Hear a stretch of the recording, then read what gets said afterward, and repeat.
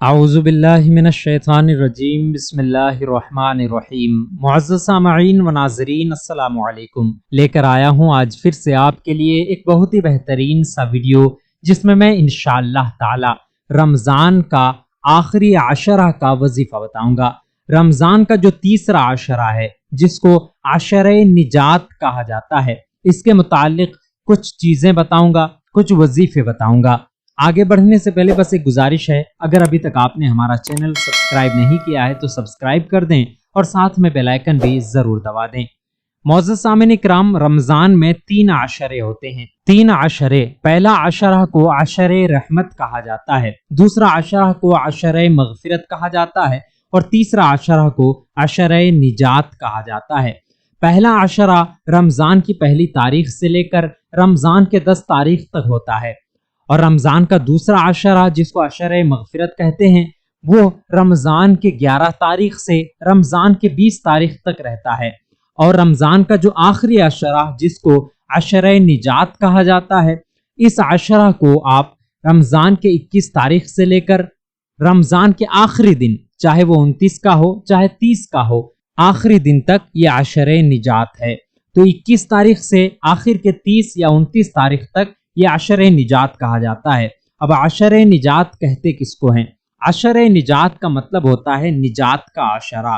اللہ تبارک و تعالی ان 10 دنوں میں خاص کر کے ان لوگوں کی مغفرت و بخشش فرماتا ہے جو لوگ، یعنی جن لوگوں پر اللہ تبارک و تعالی کی طرف سے جہنم واجب ہو چکی ہوتی ہے، اللہ تبارک و تعالی ایسے لوگوں کو جہنم سے چھٹکارا دیتا ہے، جہنم سے آزادی دیتا ہے، جہنم سے نجات دے دیتا ہے۔ تو آپ بھی اگر چاہتے ہیں کہ آپ کو بھی جہنم سے نجات حاصل ہو، یقیناً اللہ تبارک و تعالی اپنے بندوں کی سنتا ہے۔ آپ دعاؤں کے ذریعے سے اللہ سے مانگیں گے، انشاءاللہ عز و جل آپ کی بھی بخشش و مغفرت ہوگی، ہماری بھی بخشش و مغفرت ہوگی۔ اب عشرہ نجات میں کون سا وظیفہ کرنا ہے، کس طرح سے کرنا ہے، پورا طریقہ بتاتا ہوں۔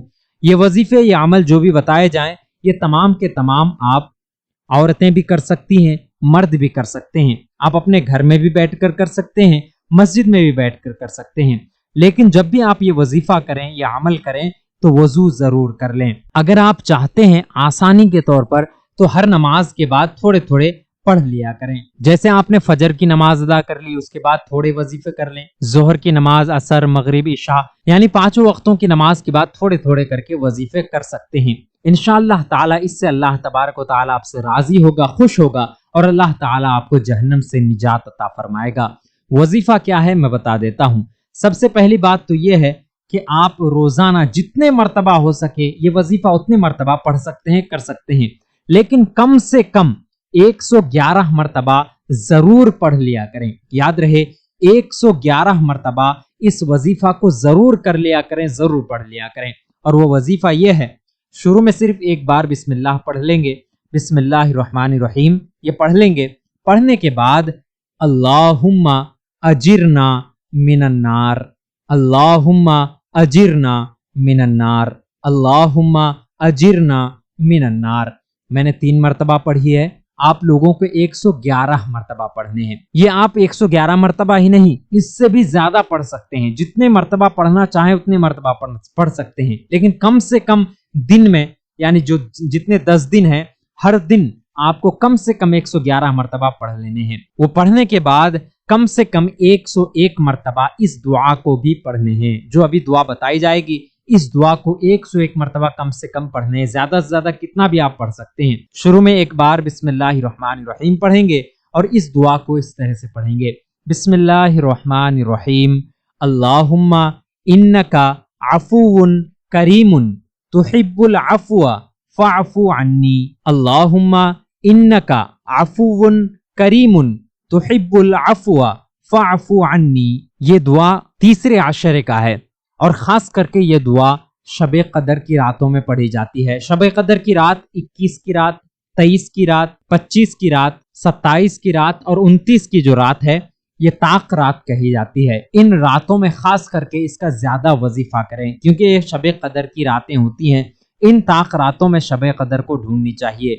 تو یہ دونوں دعائیں جو بتائی گئی، سب سے پہلی والی دعا آپ کو 111 مرتبہ ڈیلی پڑھنے ہیں، اور جو دوسری دعا بتائی گئی اس کو کم سے کم 101 مرتبہ ڈیلی پڑھ لینے ہیں۔ इंशाअल्लाह अज़्ज़ा वजल अल्लाह तबारक व तआला की बारगाह में उम्मीद है कि अल्लाह ताला हम सभी मोमिनीन मोमिनात को जहन्नम से आज़ाद फरमाएगा और जन्नत का मुज़दाए शफाअत सुनाएगा इंशाअल्लाह अज़्ज़ा वजल। उम्मीद है आप सभी को हमारा ये वीडियो पसंद आया होगा।